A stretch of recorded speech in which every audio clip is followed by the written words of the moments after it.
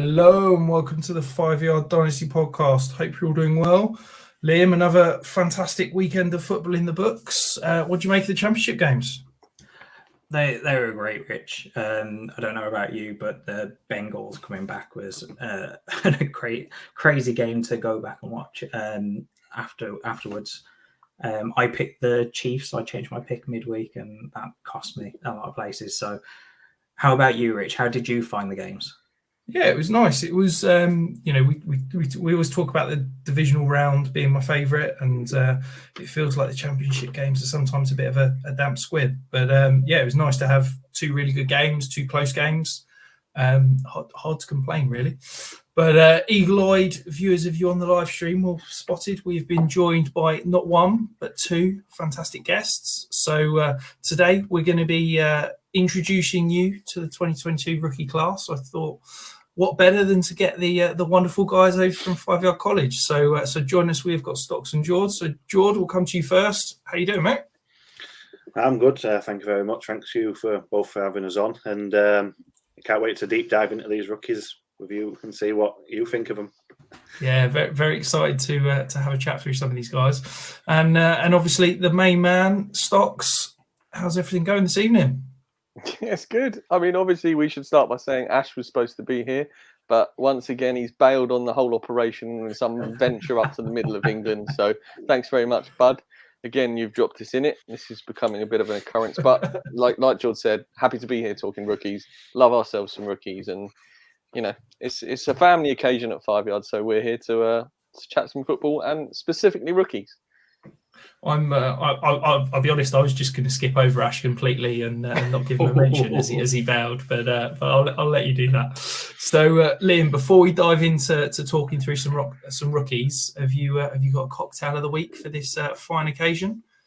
I do. So this is a half-drank Moscow Mule. I did drink a lot of it before the show. I made it about half an hour, and I knew that it wasn't going to make it to the show, so. Bad podcasting from me. So all you need to do to make this one is you just need vodka, lime juice, and ginger beer. Stir it together in an iced glass, or a chilled glass, should I say? And it is really nice. Rich, how do you feel about that? Because it's not pink. Yeah, I mean it's not really much of a cocktail, is it? You know, vodka, ginger beer, lime juice. It's very simple. You are going to get absolutely destroyed on Twitter because whenever I mention cocktails, someone mentions a Moscow Mule. Stocks, is it your go-to drink of choice by any chance? Well, I mean, it's very easy to make. Let's be honest. You don't have to be a cocktail artist to make it, and it's one you can make it in a massive jug and just have it all night long. So we make it, but we drink it in a copper mug, Liam. So I don't know if that's is that illegal or. No, I just don't have a copper mug, else it'd be in a copper mug myself. Fair. Good to know. Fair enough. Moving on from the cocktail talk, should we dive into significant news, Lim? Yeah, so Rich told me to keep it short and sweet, so I'm going to. However, I am going to rip him for saying we need to keep it short and sweet when Tom Brady, arguably the GOAT, has retired officially. We had a bit of a false start on that news story from Adam Schefter, and then it came out later today. And again, I didn't believe him when it first came out, so I had to wait for NFL insiders like Ian Rappaport to actually report it before I believed it. Rich, I know you went through years of pain as a Jets fan watching him, so I'll have to come to you first, just to rub it in a little bit. Are you happy this has come? I mean, it's about time, isn't it? I kind of wish he'd retired 20 years ago, to be honest. It would have saved me a lot of pain. But yeah, the guy's been incredible, an incredible career. Just pleased to see the back of him. And then just another bit of news I wanted to touch on. So Sean Payton has stepped away from football. Now, we all know that Sean Payton was a great head coach, and although he's under contract till 2024, I believe, he stepped away this year. So whether he comes back, I think he's left that door open a little bit. I think he wants to try in the media, but Kamara value, do you think that's going down? Yeah, I think it's dropped him a little bit. I don't think trade value wise it's changed a huge amount. He's dropped down a couple of spots for me, but not massively. Anyway, Rich, as you wanted to keep the significant news short and sweet, stocks go on Question. then. As I'm on a fantasy podcast again, I figured I should throw something fantasy related in because I don't do it anymore. Michael Thomas, because Sean Payton's gone now, what do we expect to happen to him? Is he still going to be gone? Who knows with Michael Thomas, to be honest? I Guys. have absolutely no clue. I think with that contract, I don't think he's going anywhere unless he's traded. And I can't see anybody willing to pay anything significant to go and get him at the moment. So I think that certainly for next year, with the way the contract's structured, he's going to be in New Orleans. Who's going to be throwing him the ball? Who the hell knows? Who's going to be the offensive coordinator? Who the hell knows? But yeah, I'm not particularly excited about Michael Thomas for next year. Yeah, so he's got a 22.7 million dead cap hit if he were to get traded or cut this year, and then it goes down to 13.8 and 14.9. So if anything happens, I'd expect that to be in 2024. And so I don't know whether that answers your question, Stocks, but you're probably holding on to him and hoping for a good quarterback to land there. It feels as if it should be a buy moment. You should be trying to buy Michael Thomas cheap should something happen, right? Because people are going to want to be giving up anything, if you're offering something, if he's essentially, they're worried he's not going to play. So now it's only arrow up for Michael Thomas because it can't go any further down, right? Because if he doesn't play, it's no worse than the year just gone. Absolutely. I think any time a player's value is this low, it's worthwhile buying. But I just don't know what you're expecting out of him. Because any time he's been on the field, he's been fantastic. But he basically decided not to play last year with when he got his surgery and that kind of thing. He basically mailed in last year. And I just wonder if we've kind of seen the last of him. You know, if you're able to get him for like a mid to late second and someone's just completely out on him, they're fine. I'd pay that. But I do wonder, and I'm a little bit concerned that the Michael Thomas owner in your league is probably thinking that they need at least a first. And at that point, there's much more targets that I'd feel comfortable with targeting than him. Noted. Thank you, gentlemen. So let's move on. So as Rich said, introduction to 2022 rookies. So first of all, Jord, let's come to you. We've got on our list Matt Corral, quarterback for Mississippi. He's 23 years old. He's 6'1" and 205 pounds. What do you have to tell us about him in general? Bear in mind, I haven't watched any tape on anyone from this rookie class, so I'm going off your guys' opinions right now. No pressure then. Matt Corral is interesting because, like, when he came into this season, I was looking forward to seeing if he could make that step up. And the first few games, it looked like, well, probably 4 or 5 games, it looked like he had done. It looked like he'd ironed out a few of his problems, you know, like his inaccurate throwing, you know, like he off target with things. And it looked like he was going to become the number one. And like, I know some people have still got him as a number one, but I just saw him kind of like, I wouldn't say his wheels totally came off, but you could see these problems creeping back into the back end. You know, like he hasn't got the greatest deep ball. Like it's decent, but it's so off target at times. You know, like he overthrows. Josh Allen. Just the inaccuracies. He tends to bounce around in the pocket.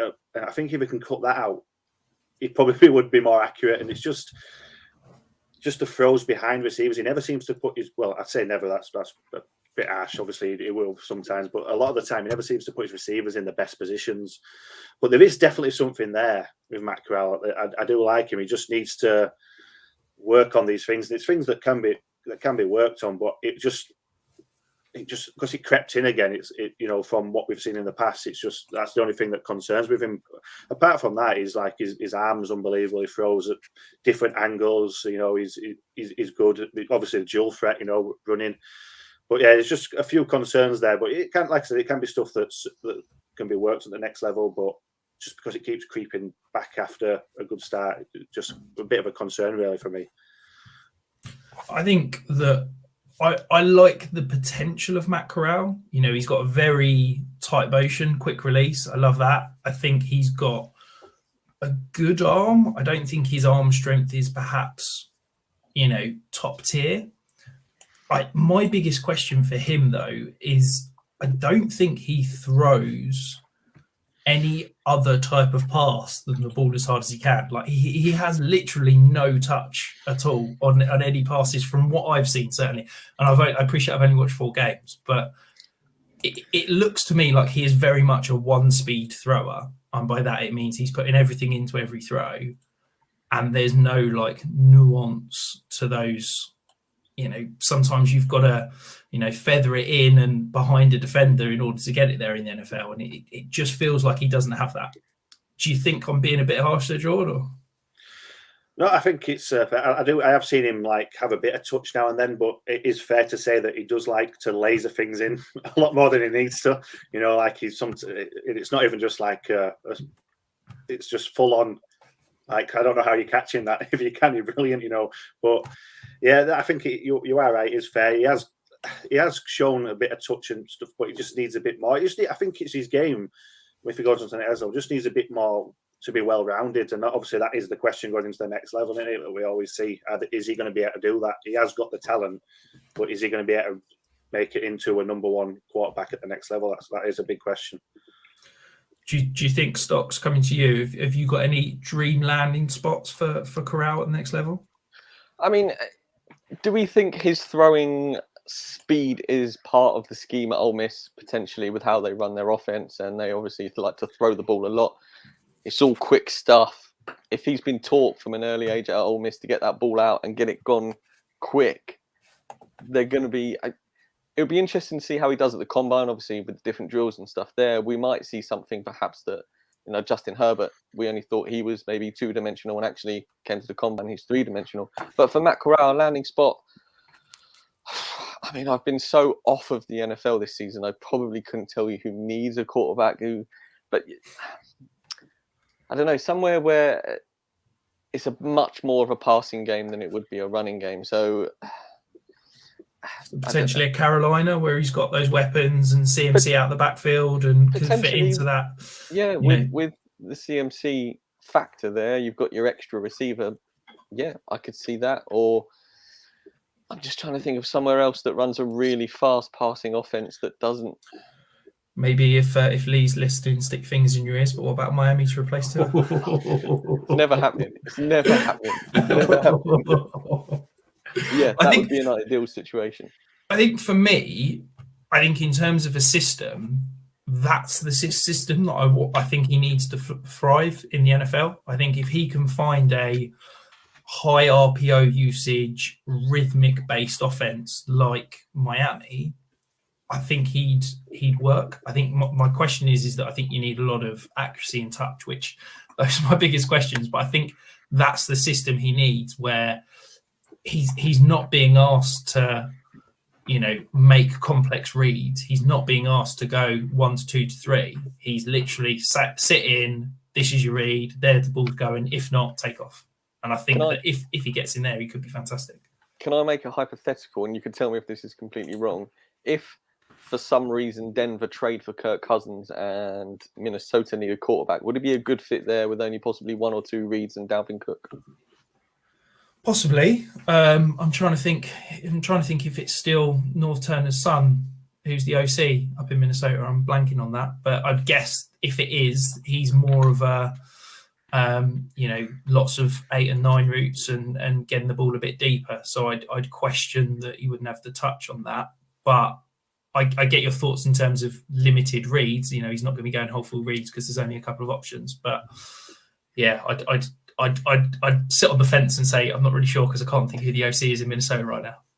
I think Kubiak is the word you're looking for. Oh, it's Kubiak's son. That's it. Yeah. So that could be a good, that heavy zone usage with the passing game off it, lots of play action. That could potentially work.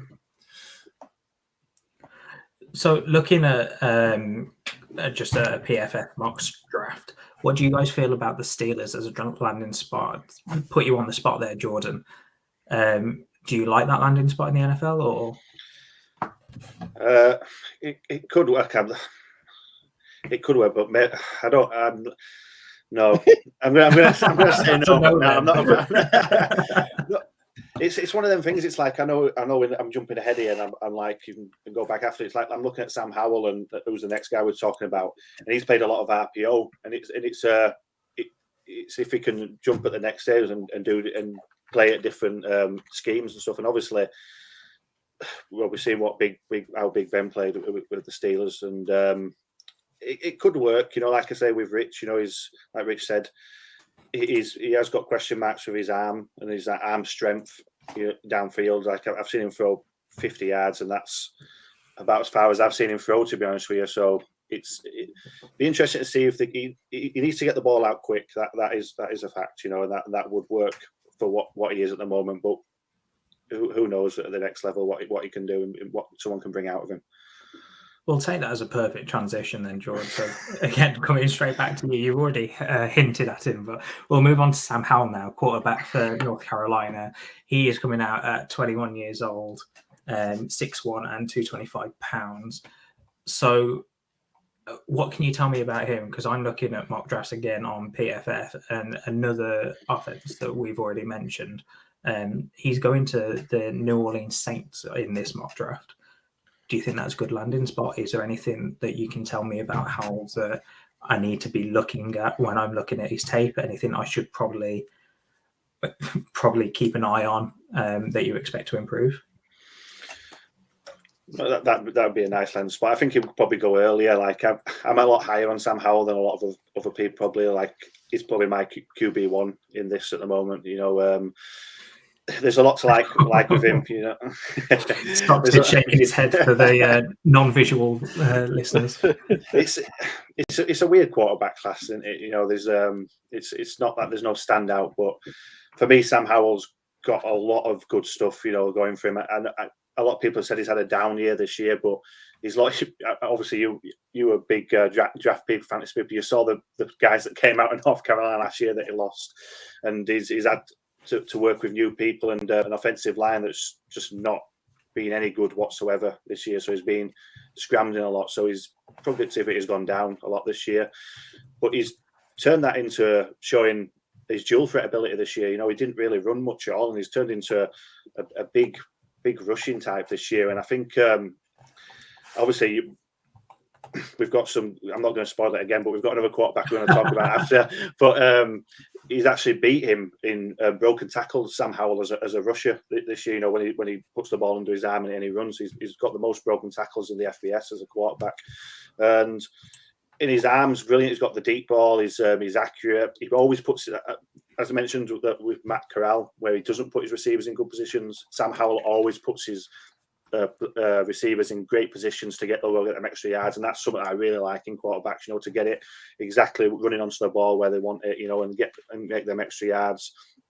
Definitely still some things to work on. Like I mentioned, he plays the RPO system. If he can land in a spot like that, it'd be brilliant. But he could maybe still land at other spots with schemes and still be good. But there's not much I don't like about Sam Howell. Obviously he needs some ironing out at the next level, but I really like him. I think that he's, for me, the most talented quarterback in this class, without any question of a doubt. I think he is incredibly talented. My biggest issue is I've not seen him do like 80% of what he's going to need to do at the NFL level in college.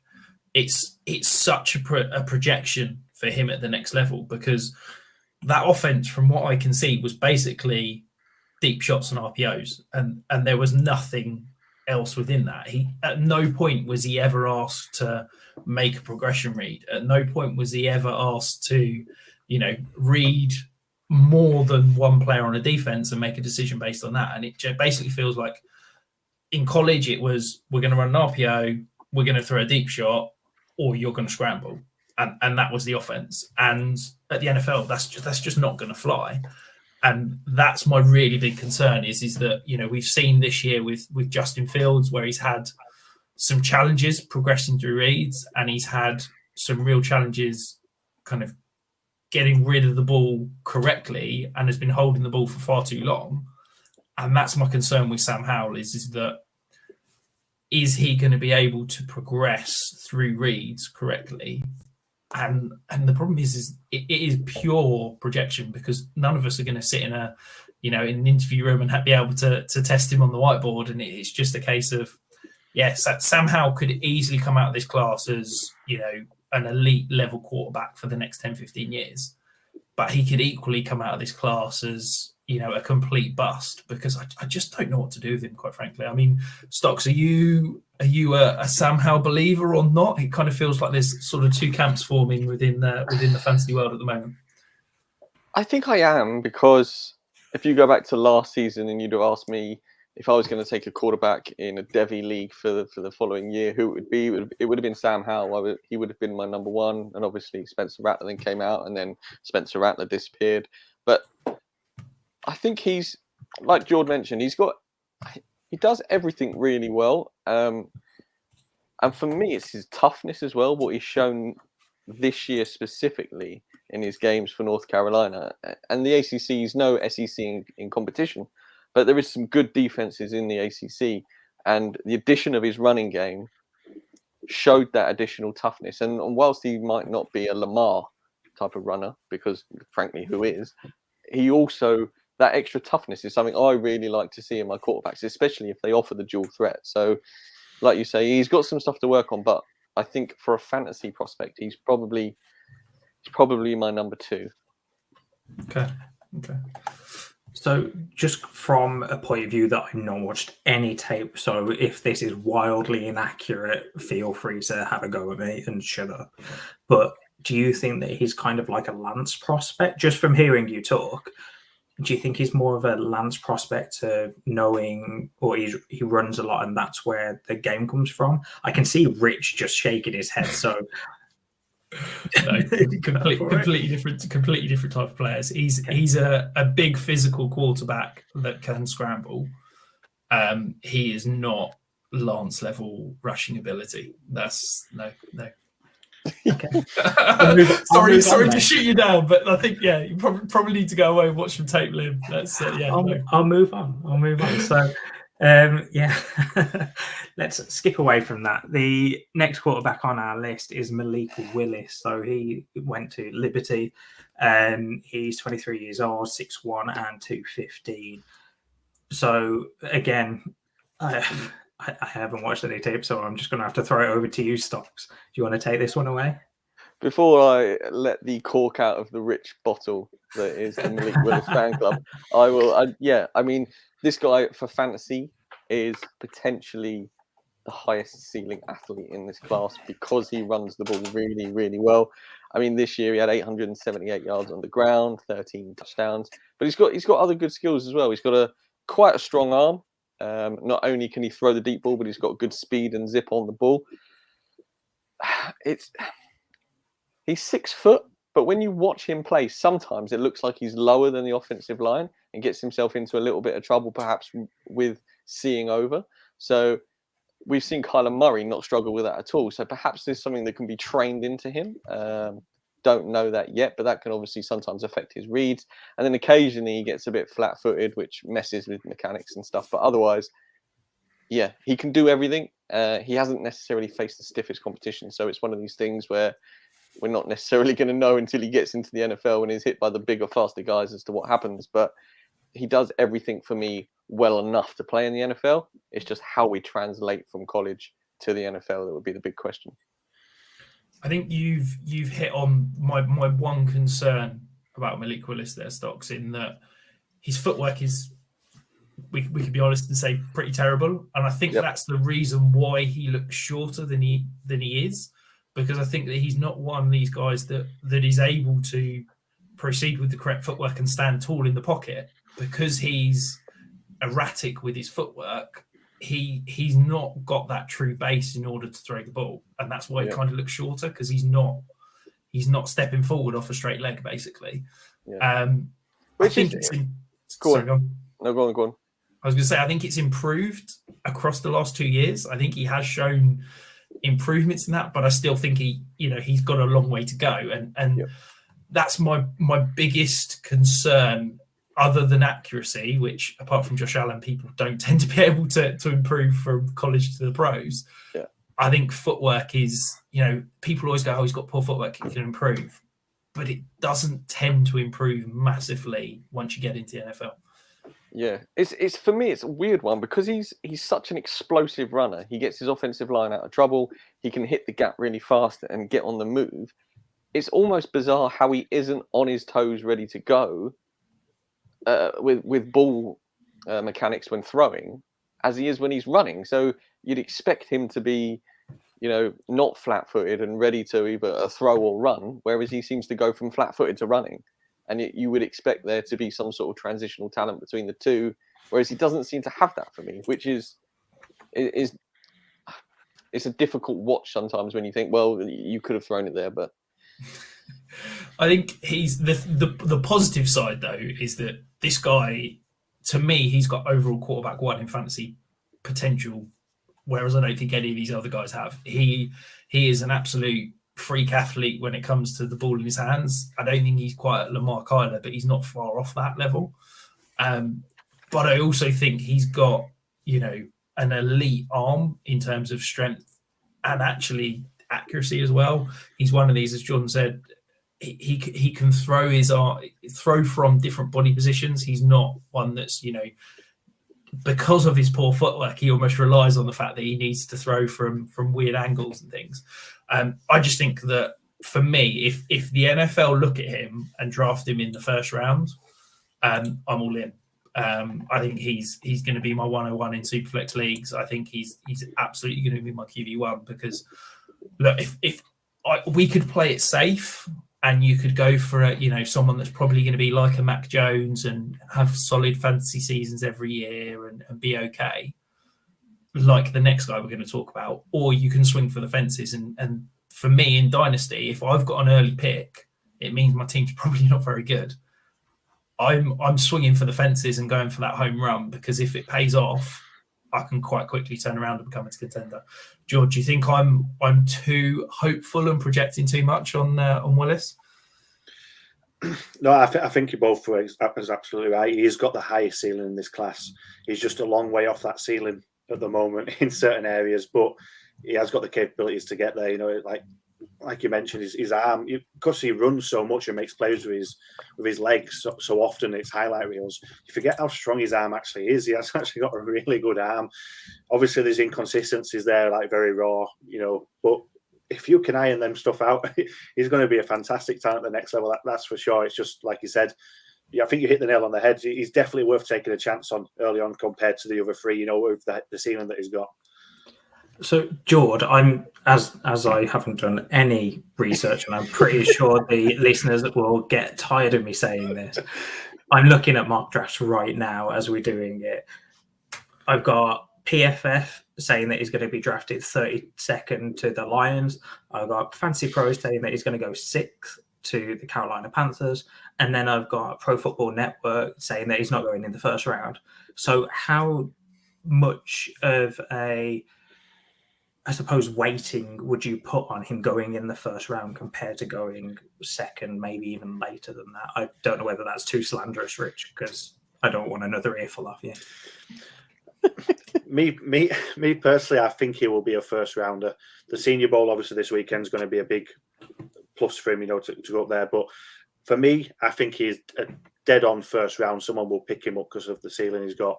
But wherever he goes, I'm not going to be surprised because there's that much question mark with what he is going forward. Yeah, the talent is definitely, he's got the potential, but at the moment no one knows. So wherever he goes, I don't think it's going to be a surprise to me. But I would put my neck on the line and say it will be the first round, definitely. I could genuinely see him going 102 in the NFL draft. I could also see him going as a day 3 pick. Like I have such wide kind of range on where I think he could go because I have no idea what the NFL think of him. They could it only takes one team to fall in love with him at his potential of what he could be. Or, all 32 teams could look at him and say, he's got terrible footwork, he's a project, we'll take him in day 3 kind of thing. It's, I could be sitting here and not even drafting him when it comes to rookie drafts. So, as you've already mentioned him, Rich, or at least hinted, we'll move on to Kenny Pickett, another quarterback, the last quarterback that we're going to talk about. He is coming out of Pittsburgh, draft age of 24 years old. He's 6'3" and 220 pounds. So throwing it over to you, Stocks. What do you think about Kenny Pickett? What can you tell me as someone that has never watched anything? My guy, Kenny Pickett. This guy is hugely disrespected by everybody in the football community right now. I mean, did you see what he did for Pitt this year? You think about the Pitt Panthers, you think defense, and you think running the football. This year, they didn't have a defense. They didn't run the football. And guess what? Their quarterback can make plays. They were superb all year. And yes, he's old, but he's got the composure. I mean, Kenny Pickett does everything I want from my quarterback. And he has a couple of throws a game where you think, Kenny, that was a terrible decision. And more often than not, they don't get into trouble. Will that happen in the NFL? Probably not, because the talent is better. So there's more likely for trouble. But that could get ironed out. People think of Kenny Pickett as this guy who just stands in the pocket, very much like Mac Jones, just plods balls along. The guy can place a long ball 50 yards on the far corner of his receiver, no trouble at all. He can also make intermediate throws really quickly. He's got great release. He also uses his legs. I mean, we think of this guy as a pocket player. Absolutely untrue. He can run. I think he had 4 or 5 running touchdowns this year, several hundred yards. Pitt did not run the football, yet Kenny Pickett did. If there is a landing spot in the NFL for this dude, he's staying at home. He's playing in Heinz Fields. He's staying with Pittsburgh. Just the whole thing fits absolutely perfectly. And this guy, for me, is my quarterback one this year because I think yes, he doesn't have the Malik Willis upside, but I think the upside he has in the game he already has that can progress in the NFL is a little bit safer for me, and I tend to build my teams a bit safer. So there you go. I think maybe you've overhyped his rushing ability. No, because people don't think he rushes it at all. So I've overhyped it from nothing. Yes, Rich, maybe a little bit. Okay, I think he averaged 2 yards a carry in college across his whole career. So yeah, but I'm talking last year. You've got to take Kenny Pickett's last year. He came back, which did his draft stock a whole world of good. Was a senior, smashed it. Yeah, I think. Look, for me, the first thing is the age. He's a year younger than Sam Darnold, almost exactly. Sam Darnold's been on 2 NFL teams. Is going into his 5th year next year. Age is irrelevant. Tom Brady is literally just retired. Because if he was good enough, he'd have come out younger. I think. Look, for me, I just think that I'm always concerned when a guy produces when he's that much older than everybody else. I'm all about age-adjusted production for college players, and we're now putting him in a space in the NFL where he's going to be the same age as his peers. The only year he produced in college was when he was so much older and so much more experienced than everybody else on the field around him. I think that for me, I just think he's going to be probably a decent NFL quarterback. And he's not going to be, lighting it up in the passing game. He might get a few short yardage touchdowns, but he's not going to be, a dual threat quarterback. And I just think he's going to be a little bit boring. And he's probably going to. I wouldn't be shocked if we're sitting here in 5 years' time and he's finished every year in fantasy as like QB 24 to 30. Disrespectful, Richard. Let's throw it across to Jordan. I can see he's diving to jump in. I'm going to talk about the elephant in well, if Kenny Pickett were here, he'd be in the room. Obviously, I'm talking about the elephant in the room, and it's just facts. His hand size, the senior ball measurement, his senior ball measurements came out today, and he's refused to measure his hands. There's been reports with reasons why. Apparently, the rumors are his hands are about 8 1/4 inches. There's no starting quarterbacks with hands 9 inches or lower. There's one quarterback in the NFL that has hands 9 inches or lower, and that's Jake Fromm. The NFL balls are bigger. It sounds ridiculous that it keeps bringing up, but it is facts. It's facts, and I do. And Stocks is right. Everything that Kenny Pickett did in college this season was outstanding. He looked brilliant. But moving on to the next level, I just don't know. I just can't see it. it's weird because he did everything so well in college, but there's just something in my head that's saying that I just don't think this guy's a number one quarterback at the next level. He obviously needs to get Jared Goff's hand masseuse so that he can increase his hand size before the combine. Did Jared Goff grow his hands half an inch from the end of the season to the combine because he was getting his hands massaged every day or something stupid like that? Is that genuinely true? I'm frantically googling it to confirm it, but I'm fairly certain that I remember that being a story. Well done, Jared Goff. That's incredible. I was worried, Jord, or someone was going to bring that up because I'm pretty sure he's come out and said he's not going to have his hands measured at the combine either. So there's definitely something up there. And as Jord, I don't know if everybody knows that NFL balls are bigger. Is that a common fact? Like, do people know that? I've heard rumours. I've never held either one. No, they are. They are genuinely bigger. They are genuinely bigger. I can confirm that Jared Goff's hands measured 9 1/8 inches at Cal's Pro Day, which was 3/8 of an inch larger than they measured at the combine, and this was largely put down to him having a daily hand masseuse. So there you go. Whilst I don't want to interrupt Kenny Pickett's pro weekend, maybe we should tweet him and just let him know. Just let him know. Yeah. I think it's interesting because obviously we're talking about hand size and it's a bit of a joke, but it is a real thing. And he played through college wearing those two gloves, and the only guy we've seen do it in the NFL is Teddy Bridgewater, and that was a knock on him in the draft. And they tried to get him to work out pro days without gloves on and things like that, and he basically couldn't throw without it. And it'll be interesting to see if NFL teams feel like the gloves is an issue and whether they try to get him to throw without them. So, guys, I'm going to throw you all on the spot here. Now we've gone through all of the quarterbacks. I want you all to rank them for me so I can watch them in that order. So we'll throw it over to Jord first. If you could rank them in current data without any of the pro days or anything like that, how would you rank them right now? At the moment, I'd go Howell, Willis, Corral, Pickett. Stocks? Jord, can I? The trouble is, my actual favourite quarterback in this class isn't in this list. And of the list there, I'm going to go Kenny Pickett, Matt Corral, Malik Willis, and Sam Howell. Just because I think he's probably the most... Yes, he's the most talented, but he could be the most boring, and we don't play this because it's boring, right? I am a massive Hendon Hooker fan. I don't know if he's declared for the draft. Jord, can you any insight on that? I think he did. I'm fairly sure he did. And him transferring out of Virginia Tech to Tennessee this year was absolutely outstanding for his draft stock. And he does absolutely everything you want from your NFL quarterback, and he's just being slept on. So if you want somebody, if you've got a spare 5 minutes, Liam, go and watch a little bit of Hendon Hooker tape. He's going back for 22 season. He is. Yes, marvellous stuff. We'll go and watch it anyway, because when he's done in next year, you can say, I knew about this Hendon Hooker chap, because he's superb.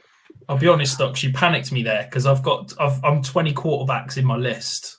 I've watched 10, and I'd never heard of him. So I was panicking. I was like, God, have I missed this big name? But for me, Liam, so I've got them shockingly, Malik Willis 1, Matt Corral 2, and then Sam Howell and Kenny Pickett are 3 and 4 in a tier of their own. Right, should we dive into some running backs?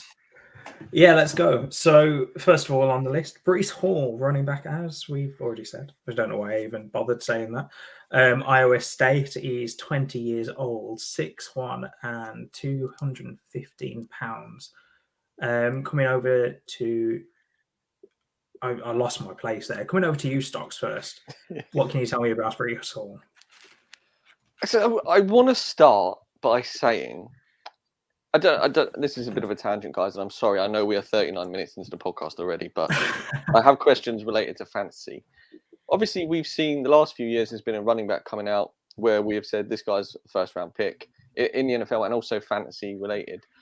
Does that translate to... Does the NFL draft position for you guys translate to your rookie picks?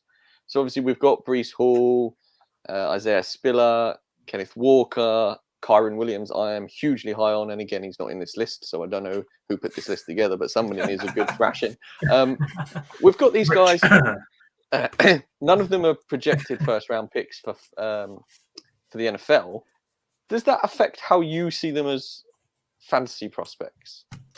Yeah. So can I take that one, Liam? So without wanting to nerd out too much, so I have a rookie model which for running backs and wide receivers, which accounts for probably about 60% of my kind of ranking.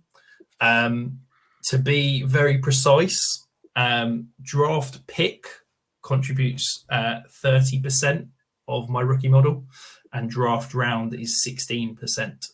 So draft capital as a whole is about 46% of my rookie model. So yes, it plays quite significantly where they're drafted in terms of how I feel. Obviously, as a class overall, if there's no running back drafted in the first round, then the whole class is dropped slightly, so it doesn't make a huge difference kind of overall. But yeah, I think draft capital is a big part of it, but it's not the be all and end all. Certainly, for me, I created my rookie model before last year's draft, but going back 2 years, obviously CH went in the first round, but in my rookie model he was actually the RB4 in that class. So yeah, it pays quite a bit, but it's not the be all and end all.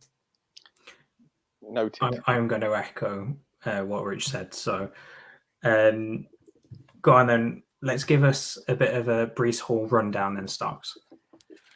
So I haven't seen a huge amount of Breece Hall, and I'm not yet convinced he is my number one running back in this class. However, as a running back prospect, Breece Hall for Iowa State has been phenomenal. He's averaged 5.8 yards per carry last year, which is fairly good. 1,400 yards, 20 touchdowns. Also catches the ball well. Is a very tough runner. Finds the gap, accelerates to the gap. He hasn't got that initial bang burst speed that perhaps you'd want. Whereas if you let him get to speed, he's got the breakaway. But yeah, Jord might have a bit more on Breece Hall, but as a prospect, I think he has everything, but I'm not sure he does anything elite. I could be wrong. No, I think that's the big thing with him, his breakaway speed. Like his speed as soon as he gets the ball. His vision out into the backfield is really good, but he needs a good defensive line to give him them gaps. Like if he runs into somebody he doesn't really create, he just smashes into him and hasn't got the strength. But if you've got a line that can open them gaps up, them running lanes, he's gone. He's unbelievable quickness, and like I say, his vision at the next level combined with that quickness is very dangerous. I think for me, the thing I love most is kind of twofold. His contact balance, both in and out of breaks as a receiver, in and out of moves behind the offensive line, but also contact balance into and out of ball of tacklers is fantastic, and I think that's something that translates really well to the next level. I also think as a receiver, I think he is a dangerous weapon in the open field, and I think that not from what I've seen, not the most nuanced kind of route runner, but I think that in the open field, if a team can scheme him up in terms of those flares and get him the ball in the screen game, I think he'd be really, really good there. I'm very, very high on Breece Hall, perhaps a little too high at the moment. So my rookie model's not finished because it's not got the weight adjusted speed score from the combine, and it's obviously not got draft capital. But at the moment, he is a 92nd percentile prospect in my model. To give you some kind of rough idea, he is one spot ahead of Jonathan Taylor in terms of the pre-draft model, and yeah, it's very, very high. I expect that to drop slightly once we add in weight adjusted speed score, because I don't think he's going to be, Jonathan Taylor running, what was it, a 4.3 at 220 pounds or whatever it was. But I think he's got top 10 fantasy potential. I think he, as you said, he is a true workhorse bell cow 3-down back. I'm very excited about him potentially at the next level if we get that early day 2 draft capital. I think I'll be all in. So let's move on then. Yeah. Let's move on then, Rich. Isaiah Spiller's the next running back on the list. He's coming from Texas A&M, 20 years old, 6'1", and 225 pounds. Throwing it over to you, Jord. What can you tell me about Spiller? I've heard the name, but as usual, no research. I will say he is my running back one out of these three, but it's so close. I think I wouldn't argue with anyone how they want to put these three. I think it's in what they do. It's a different thing they do. But what I like about Isaiah Spiller, he hasn't got the speed. He's got decent speed. He's not but he's no Breece Hall or anything like that. But he creates so much stuff himself. He's jukes and his steps are unbelievably, and he keeps up that speed when he's doing that, and just be able to create your own things. But I know Rich mentioned Breece Hall in the past, as a receiver, but I think Isaiah Spiller's better as a receiver. To be honest with you, I think he lines up. He could actually be a receiver at times. He lines up as a receiver and he runs some nice routes and actually throw it up to him on the outside, and he comes out with catches. But yeah, apart from his lack of speed at times, I think he's a well-rounded running back, and he's obviously physical as well. So I know how much you like Breece Hall, Rich. So I don't know how you feel about that. I think for me, Isaiah Spiller's he's good at everything, but I don't see elite traits, and I think that I worry that he's just going to be a bit of a plodder at the next level, and that's not to describe his running style. I think he is, as you said, a good versatile 3-down back, but I just don't think he's ever going to be fantastic. Whereas, and perhaps I'm revealing quite a lot about what I like in terms of rookies. I think Breece Hall's got that potential. I mean, Stocks, do you think Spiller's just going to be a bit of a nothing kind of plodder type? That's a very harsh line, Rich. I think you need to come up with something a little bit, a little bit kinder, because like George said, Isaiah Spiller is a good receiver. He's very much opposite to Breece Hall. If Breece Hall can get up to speed, he's got the elite end speed and vision in the secondary to be gone. Whereas Spiller has explosive burst, great jump cuts, as George mentioned, and he's got good vision, find the hole, let the blocks develop, and then he's gone. So whilst he might not get that 70-yard touchdown run that Breece Hall might get, he can also, he makes his own short yardage to start with, whereas Breece Hall perhaps sometimes doesn't. So the fact that he can create that yardage, wait for the gap, and then bang, he's gone. Yes, he might not get to the touchdown, but I think perhaps he might get into that secondary more often than Hall does because of his explosiveness to start with. So like George said, I think you could have these guys pretty much in any order, really. Maybe I've got Kenny Walker's the next guy we're going to talk about, and I think perhaps his receiving skills slightly let him down a little bit. He did a bit this year, but not enough for me to have him number one. But I think for Spiller and Breece Hall, I don't think there's much between them, except it depends whether you want your running back to be fast at the end or at the beginning. Well, as Stocks has already mentioned, the next guy we may as well move on. So Kenneth Walker, he's coming out of Michigan State, 21 years old, 5'10", 200 pounds. George, coming back to you, what can you tell me about this running back? I think Stocks has got a bit of a love fest with him, and I can definitely see why. I think you're absolutely right. The only knock for me on Kenneth Walker is obviously I haven't seen enough of his we haven't seen enough of his receiving talents. There's been players that have gone to the NFL that actually have no receiving data, clips, and they've ended up being a good receiver. So if that's something that he can improve on, he could easily be number one here. That's the reason why he's number 3 out of them 3 for me. Nothing to do with what he can do with the ball. It's just receiving. But with the ball, he's fast. He's got nasty cuts as well. He's probably the best cutter out of these 3. He keeps up his speed as well, when he's doing these cuts as well.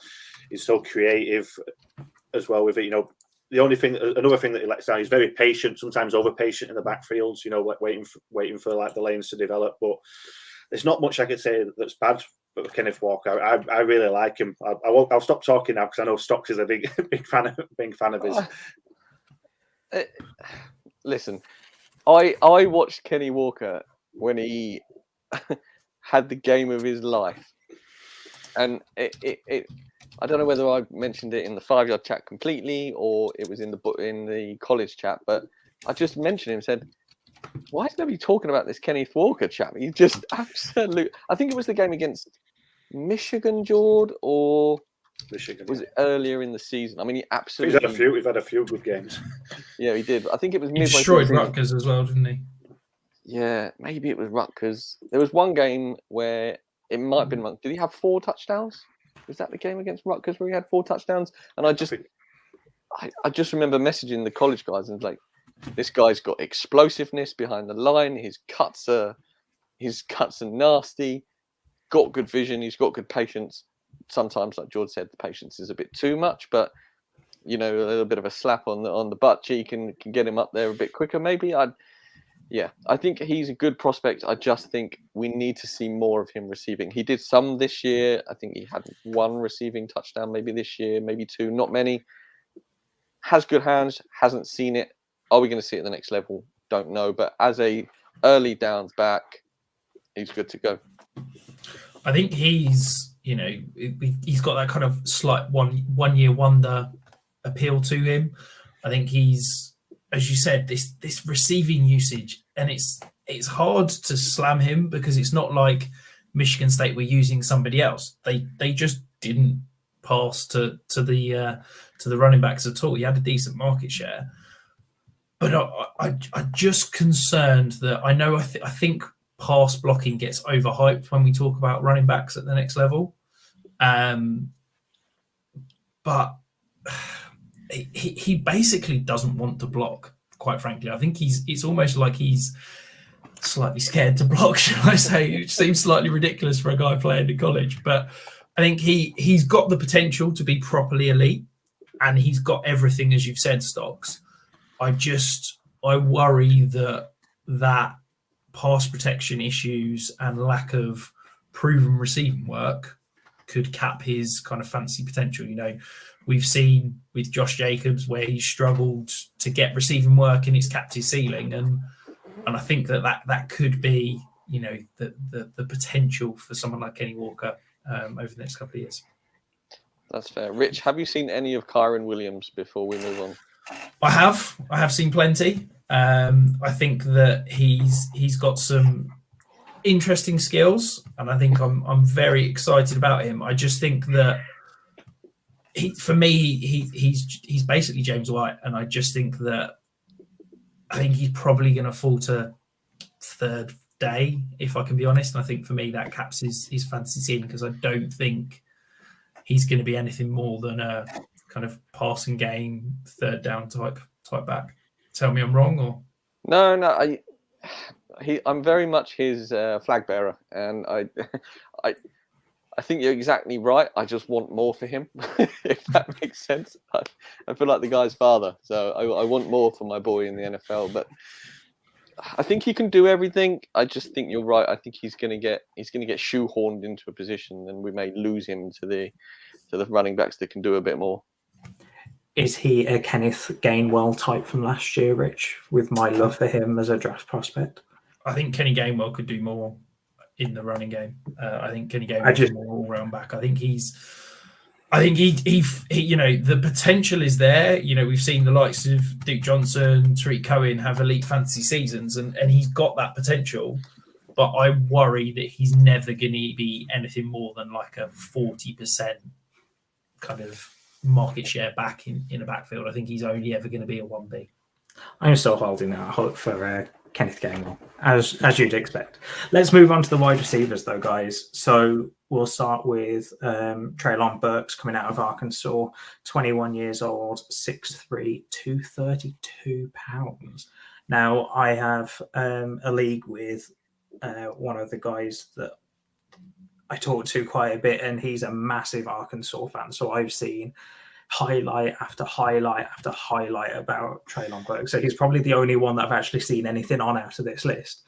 From what I know, he looks insane. But I want to throw it over to you guys as the experts. Jord, what can you as the expert say rather than me, the highlights watcher right now? Use that word lightly, please. Treylon Burks is, I suppose, a bit similar to Malik Willis, like his ceiling is really high, but we've like I say, we have seen some great highlights from him. He's a real chess piece. He can line up anywhere. He's even in backfield at times for Arkansas. But yeah, he's got the size, he's got the speed. He's a bit similar to DK Metcalf, but just not as fast. Like he's a really stocky lad. Like he uses his size, not the best on his route running, but does enough separation with his speed and acceleration just to get enough room, and that's all he needs. With a little bit of room and a little bit of separation. Sorry, and he's got it. But that's the thing. He's got. You see all these good highlights, and I'm the quarterback at Arkansas, KJ Jefferson. I do like him. I think he's a big fan, but he's still way off where he is. So he's thrown a lot of bad balls, and he's always put him in bad situations. So he could be even. What I'm trying to say is this could be even more from Treylon Burks, and I think there is a lot more in there. And I think we're just scratching the surface of how good he actually is. I feel like I'm about to have a bit of a rant, so I apologise. But I think I don't disagree. I don't disagree with anything you said, Jord.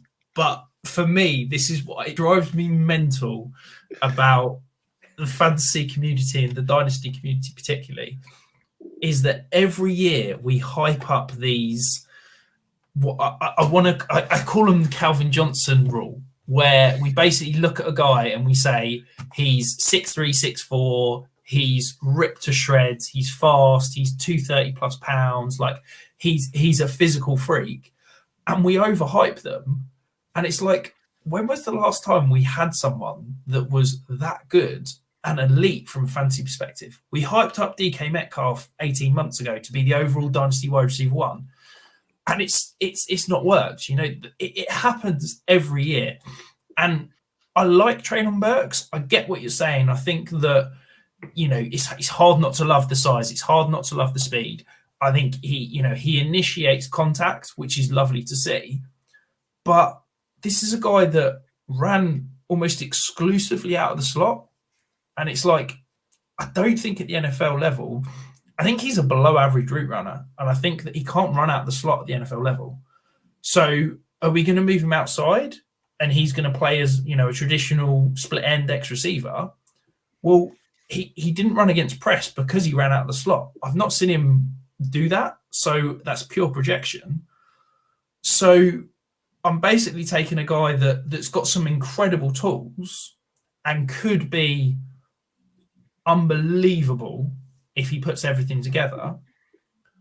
But it's a lot of projection. And I just think that, it's the Chase Claypool theory over Deontay Johnson. People looked at Deontay Johnson and Chase Claypool and goes, one of them's 6'3", 230 plus pounds. That guy's going to be the better NFL receiver. And it just doesn't work like that, because for me, unless Treylon Burks can consistently separate and improve his route running massively, I'm concerned that he's going to be overhyped and underdeliver. Stocks, do you think I'm taking things too far? Listen, I myself last year in the playbook was very much not a victim. I compared definitely somebody to Megatron, and obviously we all want to chase that dream. There has to be somebody to compare to somebody, and I think you're right. Maybe we should stop beating that horse now. But yeah, I think for me, if I'm going to go for a guy who's an out, now listen, My number one receiver in this class is Drake London. We may or may not have time to talk about him today. If we don't, I'm coming back specifically to talk Drake London. And I'm going to bring Ash with me because we're going to invade and we're going to tell you all that Drake London is the number one receiver in this class. However, if you're going to have an outside guy and you want either Drake London or Treylon Burks, I'm taking London because I think he separates better at the top of his routes. And then he's got better yards after the catchability. So for me, Drake London is the better outside guy. I don't disagree. I think I'm still very early in my receivers. I've finished my quarterback study. I've finished my running back study. I've literally watched one game of each of these receivers, so I'm not there having a full rounded opinion yet. But I agree with you. I think the only concern I've got about Drake London is perhaps that lack of elite speed. But to me, I think he's the prototypical X receiver. I think he's going to catch 100, 120 balls every year for the next 5-10 years. I'm really excited about Drake London. Jord, are you coming to you as the one Pac-12 guy in this bunch? Are you as high on Drake London as the rest of the guys? Yeah, I am. I think he's like what you mentioned with Treylon Burks coming out of the slot. That's what he did a lot. But this year he showed that he can play even more outside as well. And I get what you're saying about speed separation, but if you haven't got the speed, you win with what you've got, and that's what Drake London does. He's so big and physical, and at the top of his catch, he's just how his body control, with coming down with the ball and stuff. All that is just brilliant, and he don't need to win with speed, and even his route running can be a lot sharper. He's probably a little bit better than Treylon Burks, but it's not smooth. But he doesn't need to be. I know, I always forget that I'm on here talking through a draft perspective and stuff sometimes. But so I get what you're saying, but just throw it up to Drake London. He's coming down with it. I stand by that. And George, you'll back me up with this as well. You get players who are the team. This year, USC was Drake London. Drake London was USC. I think he had. This could be wrong, but it's either 43 or 37% of his total team targets this year. And still produced. So everybody knew it was going to Drake London. And then they couldn't cover him. And it was only the injury that stopped him having the season of all seasons. And that's probably hyperbole. He didn't. But Drake London is, for me, the best prospect. And when you can put a team that isn't performing like USC, it's one thing to say Jamar Chase was the one receiver and he put LSU on his back in their dominant year. Yeah, but Drake London put USC on his back when they weren't playing very well and was still productive. So for me, that is far more important as well. Yeah, so, I agree with that. So we'll move on to the last person we're going to talk about today. I know we had a couple more planned, but we're already over an hour, and I'm pretty sure we could talk about half an hour on these wide receivers, guys. So last person we'll stick with wide receiver, and Garrett Wilson is the next prospect coming out of Ohio State. 21 years old, 6 foot and 193. Stocks. I know you love Drake London, but is there anything you can tell me about Garrett Wilson? So I want to start by saying I wish Ash was here because he is the big Buckeyes fan, and Wilson and Olave are. I don't want to do them a disservice, and I feel like Ash would do better for them because, Garrett Wilson, he's very, very fast. He's got that game-breaking speed, does run his routes quite well, very sudden in and out of his breaks, which perhaps make up for one of the points Rich is going to bring up a little bit later. But I'm not too worried about that, Rich. His speed.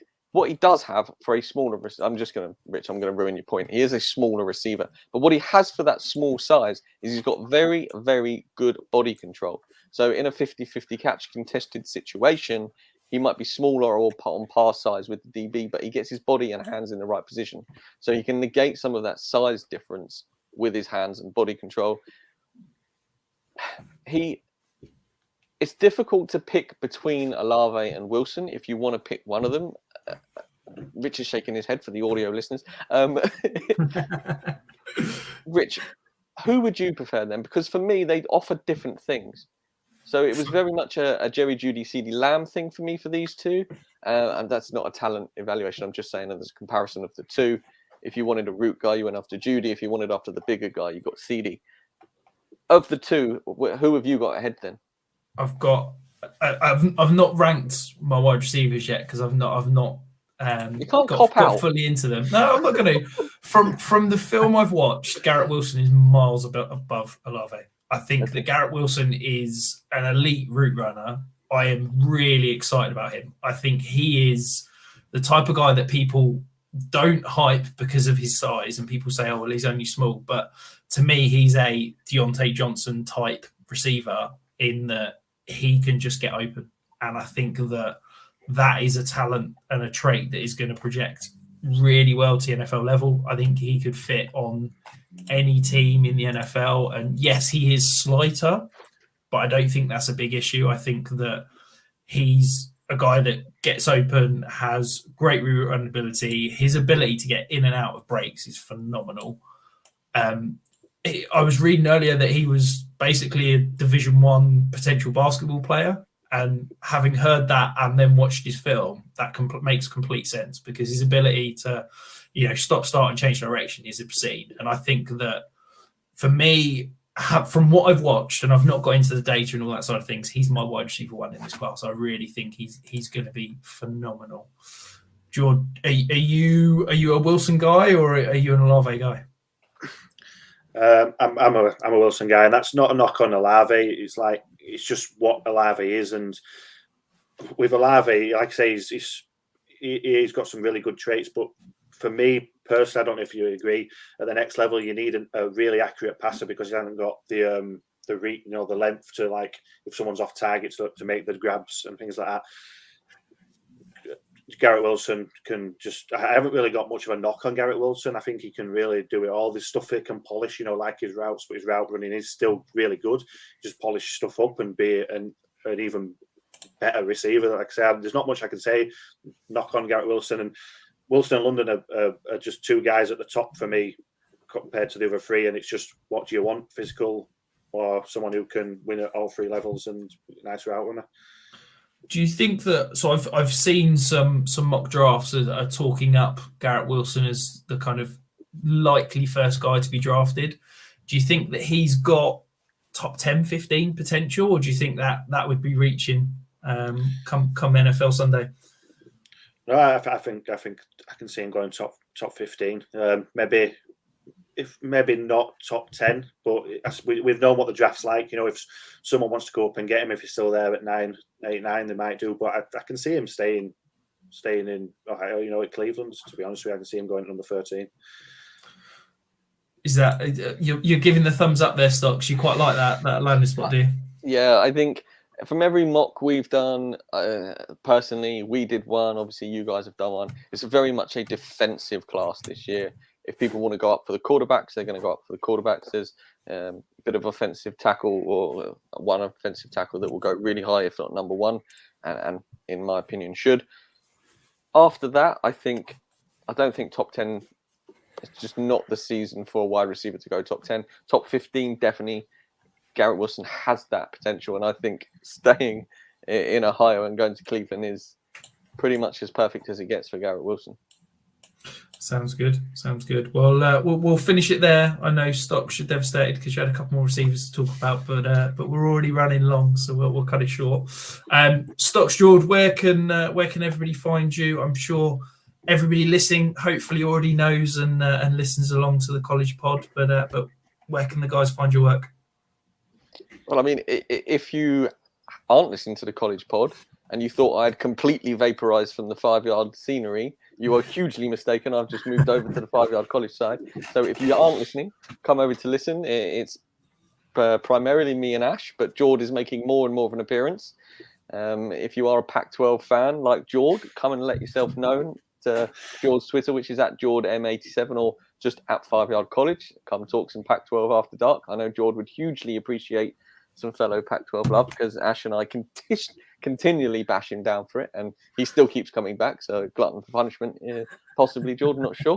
But yeah, Jord and the other writers, Jack, Jake, absolutely smashed it in the season for their previews, for the reviews for the weeks in and out of their divisions. And then there's some player profiles, which, hands up, is my fault, Jord. Haven't got on the site yet, but Jord is already dropping player profiles. And I don't know if we talked about any today, Jord, that we could get on the website for people to... You haven't provided anybody in this list yet, have you? No. Not even Drake London. Not even Drake London. So yeah, we tend to drop the podcast video on a Wednesday night. It might now be a Monday night because Ash tends to be marauding up Middle Earth in the middle of the week, so it might be Mondays. But yeah, at 5 Yard College is the Twitter. George's is at JordM87 if you want to talk to him as well. I know he's keen for interaction on Twitter, so that's always good. And then yeah, come listen to the podcast and watch the video on a Wednesday. Sounds perfect. And I will say the player profiles last year were absolutely incredible. So I'm very much looking forward to them dropping this year. If you want to read more on not just skill position players, but the entire NFL draft, go and check out the guys. They're doing fantastic work. Liam and I will be back next week. We have got a very exciting guest lined up for you. We're going to be talking through some Dynasty sells, I believe, next week. Buys. Yeah, Dynasty buys next week. So, Michael Thomas. We're letting our guests decide who we're talking about. So yeah, tune in next Tuesday because we've really got a fantastic guy lined up. But thank you very much for listening. Thank you very much for watching, those of you that were, and we will see you again next week.